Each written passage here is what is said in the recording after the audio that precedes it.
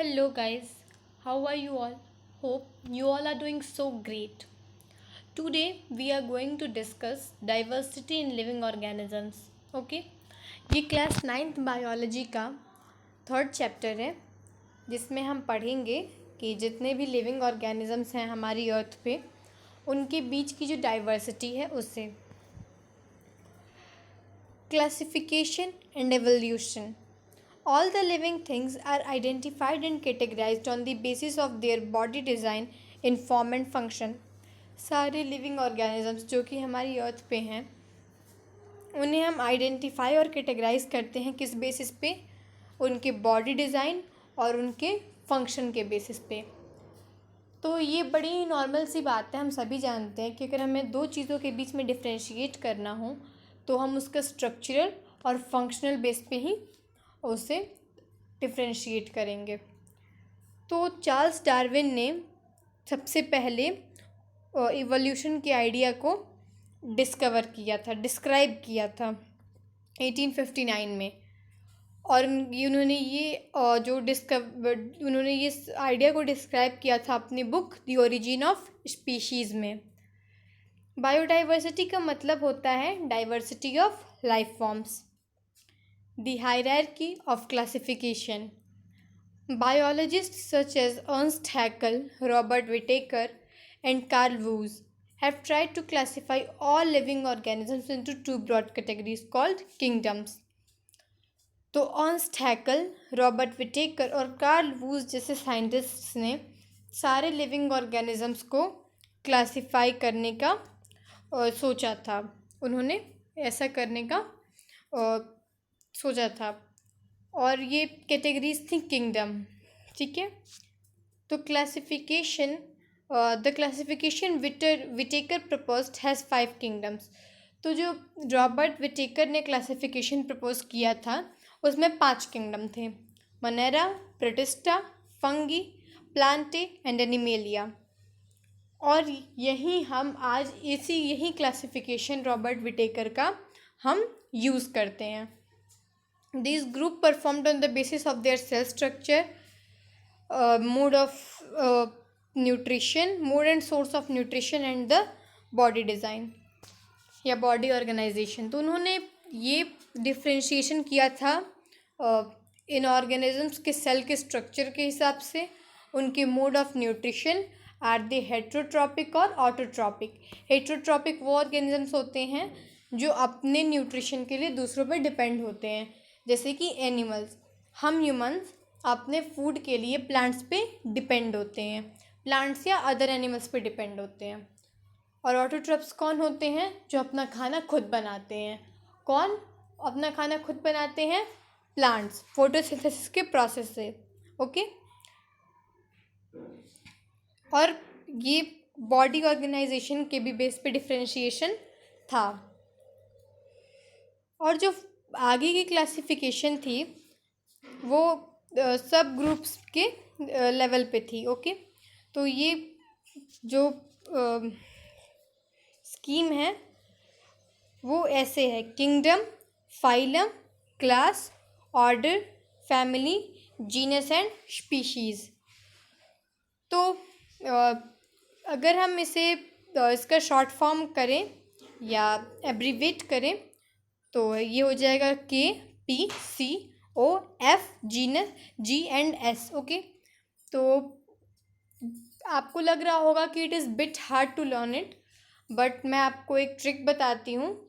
अगर आपको वो सिंपल लगे तो यू कैन यूज़ दैट. की का आप कह सकते हैं किड, P से प्लेइंग, C से क्रिकेट, O से ऑन, F से फार्म, G से गिव्स, S से 6. Kid playing cricket on farm gives 6. Okay. तो आप इसे ऐसे लर्न कर सकते हैं. फिर kingdom, phylum, class, order, family, genus, species, ये सब तो लर्न हो ही जाएगा. मोनेरा. सबसे पहले हमारा किंगडम है मोनेरा.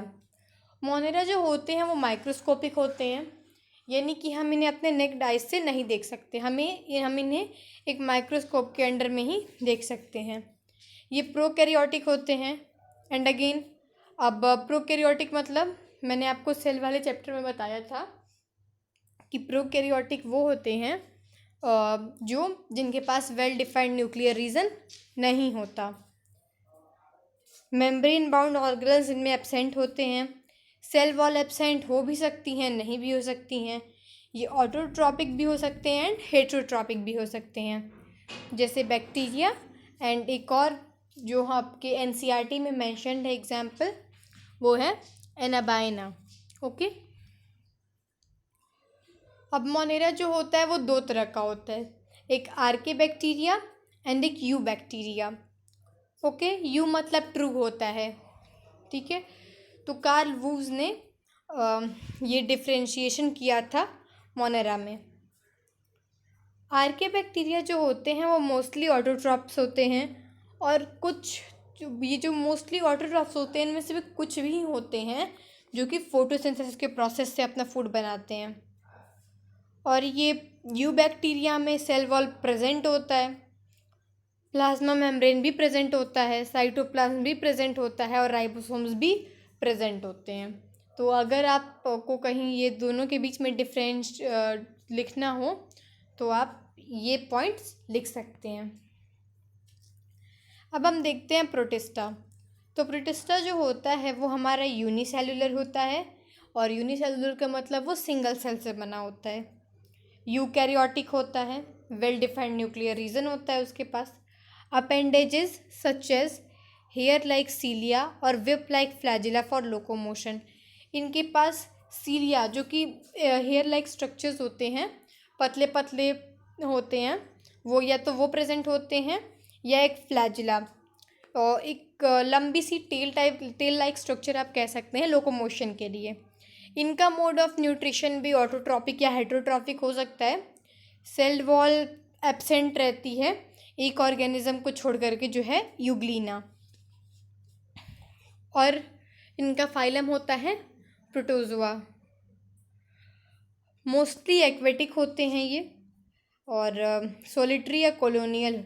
सोलिटरी यानी या तो ये सिंगल अकेले रहते हैं, या कॉलोनीज यानी ग्रुप्स में रहते हैं। ये फ्री लिविंग भी हो सकते हैं और पैरासाइटिक भी। ये परजीवी भी हो सकते हैं और मतलब खुद से जीने वाले भी। इसका एग्जाम्पल है अमीबा, यूग्लिना, पेरिमीसियम। ये तीनों आपके एनसीईआरटी में मेंशन्ड है। Fungi. Fungi multi cellular organisms होते हैं एक्सेप्ट ईस्ट। ईस्ट क्या होता है? आपका जो ब्रेड होता है ना, उसमें ईस्ट होता है। यूकैरियोटिक ऑर्गेनिजम्स होते हैं, वेल डिफाइंड न्यूक्लियस होता है इनकी सेल्स में। सेल वॉल इज़ प्रेजेंट, इनमें सेल वॉल भी प्रेजेंट होता है, और सेल वॉल जो है ना वो एक कॉम्प्लेक्स शुगर से मिलके बना होता है जिसे कहते हैं काइटिन। मोड ऑफ न्यूट्रिशन इनका हेटेरोट्रॉफिक होता है। ये सेप्रोफाइटिक होते हैं, यानी कि डिकेइंग ऑर्गेनिक मटेरियल को ये फूड की तरह इस्तेमाल करते हैं। Many of them become multi cellular organism at certain stages in their life. Okay, parasitic dependent, ये पैरासाइटिक होते हैं। ये प्रोटोप्लाज्म, एक होस्ट ऑर्गेनिज्म के प्रोटोप्लाज्म पे भी डिपेंड हो सकते हैं, यानी कि ये हेटेरोट्रॉपिक भी होते हैं, सेप्रोफाइटिक भी होते हैं, पैरासाइटिक भी होते हैं। Some fungal species live in permanently mutual dependent relationships with blue green algae।